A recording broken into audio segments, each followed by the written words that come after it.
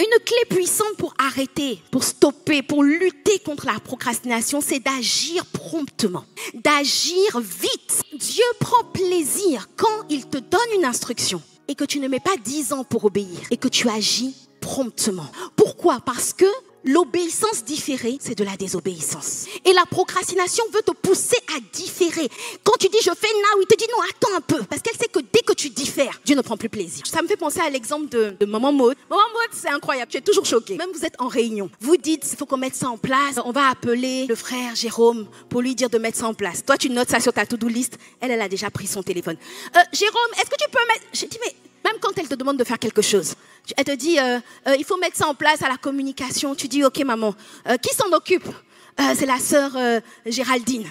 Ok, très bien, tu raccroches. Toi, tu as oublié et 2 heures, 3 heures plus tard, tu dis, il faut que j'appelle la sœur Géraldine. J'appelle la sœur Géraldine. Je dis, la sœur Géraldine, maman Maud m'a déjà appelé. Est-ce que tu peux acclamer le Seigneur? La grâce d'agir rapidement vient sur toi au nom de Jésus. La grâce de la promptitude. Et cette chose m'a toujours étonnée chez elle. Et vous allez voir que les gens qui ont un haut niveau de productivité, comme c'est le cas de Maman Maud, ce sont des personnes qui, en fait, ils ont un sentiment d'urgence à l'intérieur d'eux. C'est comme s'ils doivent tout faire vite. Toi, tu as l'impression que tu as le temps. Eux, ils ont l'impression, ils sentent sans cesse qu'ils doivent racheter le temps. C'est des personnes, tu as l'impression qu'ils ont plus que 24 heures dans leur vie parce qu'ils font énormément de choses. Mais comment ils arrivent à faire énormément de choses? Ils ne traînent pas. Quand ils ont une instruction du Seigneur, ils se mettent à l'œuvre now, maintenant. Mais bien aimé, je déclare et je décrète que la grâce de la promptitude, la grâce d'agir à la hâte, d'obéir à la hâte, de faire les choses que Dieu te demande vite, dans un délai rapide, que cette grâce soit déversée sur chacun d'entre nous au nom de Jésus. Deuxièmement, parce que agir vite va bloquer tous les contre-arguments que la procrastination va te donner lorsque tu attends. Parce que quand tu n'agis pas vite, tu donnes l'opportunité à la procrastination de venir te parler, de venir t'expliquer pourquoi il est plausible de le reporter. Mais quand tu agis vite, tu bloques cette procrastination-là. Et scientifiquement, c'est prouvé. Ceux qui ont étudié le cerveau disent que quand tu as une nouvelle action à faire, quand tu vas décider ça alors que tu n'avais pas l'habitude de le faire, ton cerveau va dire niet. Et donc, il y a une dame qui s'appelle Mel Robbins qui a inventé une règle qui s'appelle la règle des 5 secondes. Elle dit que quand tu as une idée, il faut que tu la fasses dans les 5 secondes qui suivent la pensée. Parce que avant les 5 secondes, les scientifiques ont étudié que le cerveau met au moins 5 secondes avant de t'envoyer des flux d'objections. Tu te réveilles le matin, tu es couché dans ton lit, tu te dis, faut que je prie. 1, 2, 3, 4, 5. Tu sors du lit. Vite. Pourquoi?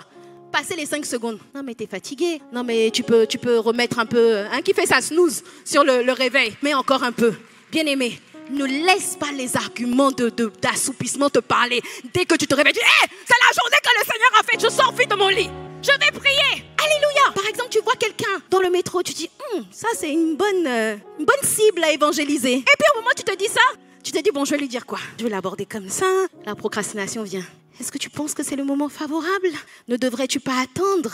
La Bible dit qu'il y a un temps pour tout sous le soleil. Non, dis avec moi, non. Dès que tu entends ça, tu dis, niet, j'y vais. Ah, c'est pour ça que tu dois faire vite. Alléluia. Bien-aimé, ne procrastine pas. Demain ne t'appartient pas. Les opportunités que tu as aujourd'hui, tu ne sais pas si tu les auras demain. Il y a un témoignage qui m'a choquée. Une de mes filles qui me racontait qu'elle était à la fenêtre et elle était en télétravail, il faisait beau, elle était à la fenêtre. Et puis elle a son voisin auquel elle a déjà pensé à parler du Seigneur, mais à qui elle n'a pas encore parlé du Seigneur. Et elle était là, elle était en télétravail, elle travaillait, le gars aussi était à côté, juste à côté d'elle. Et pendant qu'elle travaille, à un moment, elle entend, bah! Elle dit qu'elle a compris tout de suite ce qui s'est passé. Elle se retourne, le gars s'est suicidé. Le gars s'est jeté à la fenêtre. Un gars jeune, de son âge, la trentaine, il s'est jeté à la fenêtre. Mais elle avait prévu un jour, éventuellement, c'était dans son cœur, c'était planifié de lui parler. Mais c'était trop tard. Bien-aimé, décide d'agir aujourd'hui. Quand tu as quelque chose à cœur, empresse-toi. Pose une action dès maintenant qui va mettre fin à la procrastination. Troisièmement, agir vite va bloquer la peur. Vous voyez dans l'histoire de David et Goliath, Goliath s'est présenté. Et quand Goliath s'est présenté, les enfants d'Israël étaient sur le point d'aller se battre.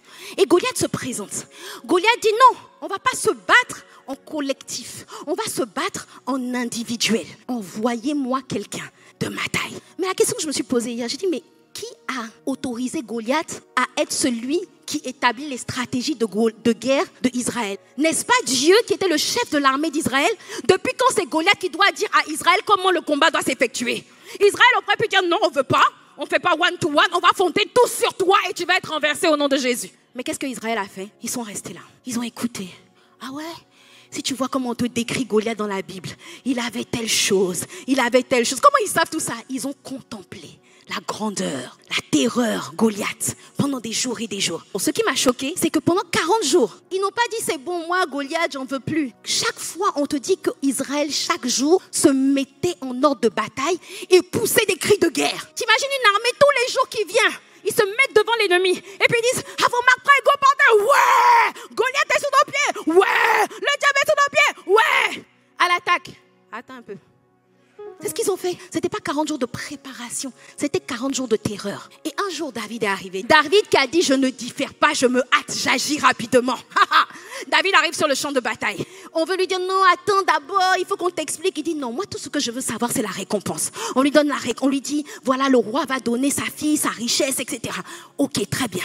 Je fonce. Saül dit, attends, je donne mon armure. Il dit, non, moi je dois courir. Moi je dois aller vite. Ton armure là va m'alourdir. Laisse-moi aller avec les armes que Dieu m'a données. Non mais attends, tu n'es qu'un jeune homme. Esprit de procrastination. Tu n'es qu'un jeune homme, donc sous-entendu, attends d'être mieux entraîné avant d'atteindre Goliath. Il dit, entraîné ou pas entraîné, c'est aujourd'hui que je te terrasse. David a dit, ok, on y va. Et on te dit, quand le Philistin a vu David s'approcher, que le Philistin s'est levé, s'est redressé. Comme il était lourd, le temps qu'il se lève, qu'il se redresse, David était déjà en train de courir. David s'est hâté sur le champ de bataille. David a couru vers Goliath. Il lui a lancé une pierre et Goliath s'est effondré au nom de Jésus. Bien-aimé, c'est aujourd'hui que tu terrasses tes Goliaths. C'est aujourd'hui que tu peux faire une veillée de prière, affronter ces esprits de mari de nuit qui te fatiguent et les terrasser au nom de Jésus. Bien-aimé, c'est aujourd'hui que tu affrontes ton Goliath. Alléluia, c'est pas demain. Mais pour ça, il faut agir vite. Il faut agir promptement. Ta délivrance, c'est maintenant. Les prisons intérieures dans lesquelles tu étais enfermé, tu sors maintenant. Le manque de pardon, c'est now. Là, maintenant. Tu sors de ça maintenant. Dis avec moi un bon amen. La pornographie, tu sors maintenant. L'alcoolisme, tu sors. Ne dis pas non avec le temps. Qui a dit que le temps fait quelque chose?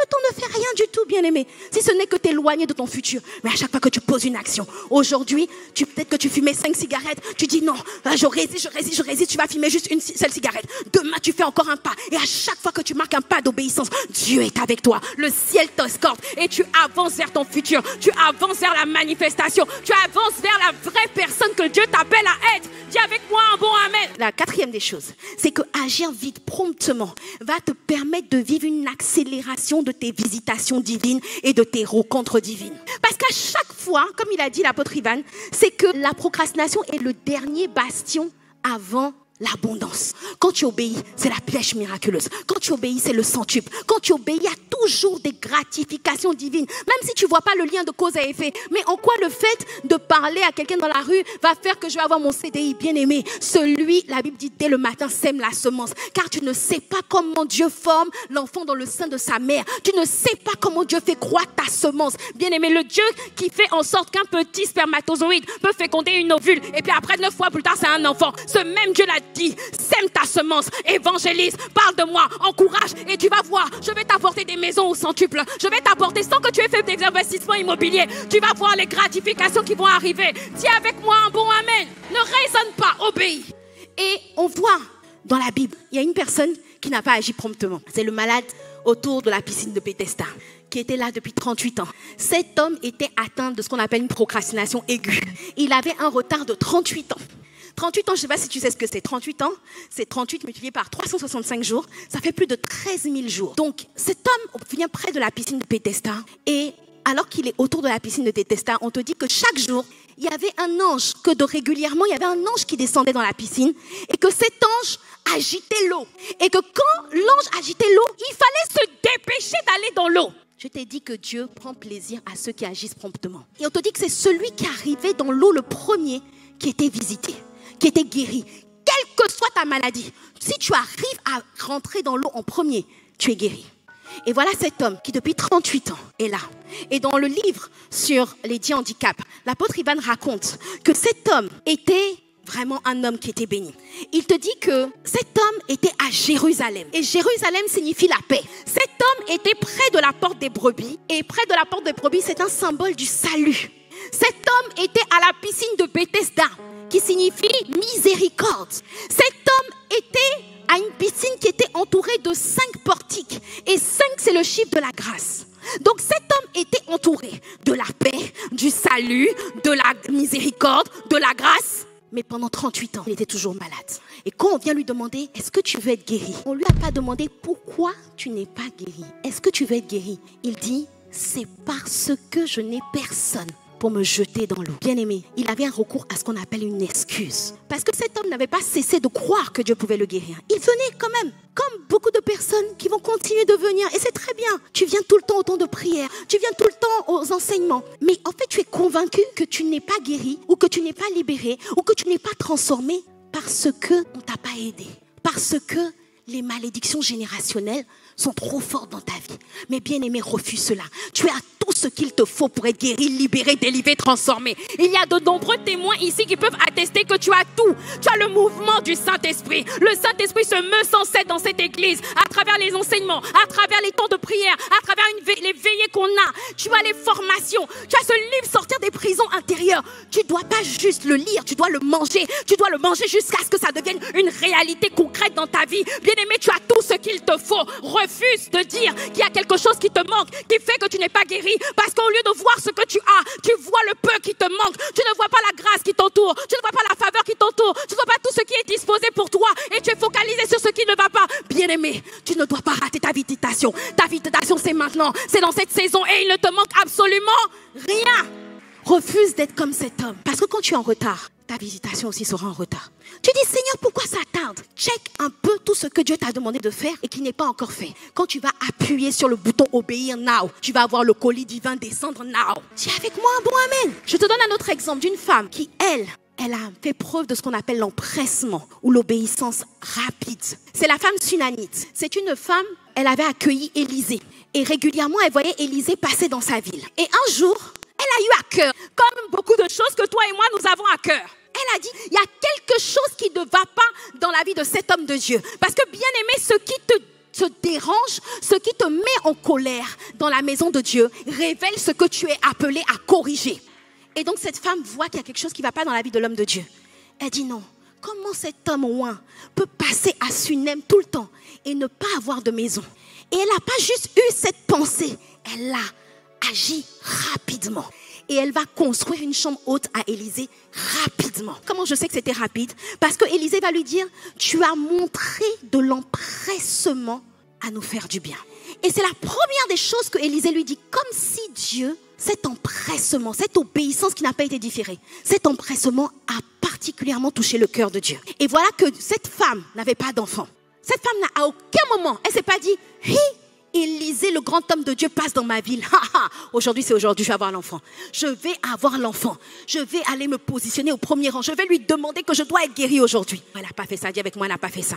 Qu'est-ce qu'elle a fait? Elle a dit, elle a laissé de côté ce qu'elle voulait. Et elle s'est occupée premièrement du royaume de Dieu. Premièrement de la maison de Dieu. Parce que bâtir une adresse à l'homme de Dieu, c'était bâtir une maison à Dieu dans l'Ancien Testament. Et voilà qu'Élisée lui dit, ce que tu as fait là a touché le ciel. Qu'est-ce qu'on peut faire pour toi? Bien-aimé, quand tu mets en priorité le royaume de Dieu, quand tu fais promptement ce que Dieu te demande, Dieu va te poser des questions pour répondre à des sujets de prière que tu n'as jamais formulés. Et voilà maintenant que cet homme lui dit, l'année prochaine, à la même heure, tu auras un enfant. Bien-aimé, et l'année prochaine, à la même heure, elle est tombée enceinte.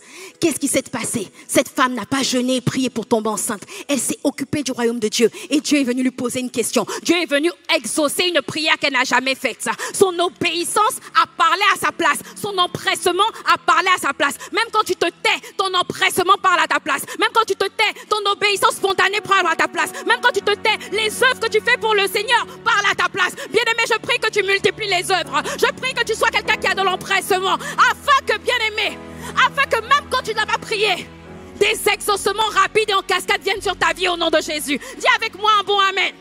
Dieu va t'honorer si tu l'honores. Dieu n'est le débiteur de personne. Si tu te mets à obéir promptement à ce que Dieu t'a dit, tu vas voir les visitations promptes et rapides qui vont arriver dans ta vie. Alléluia.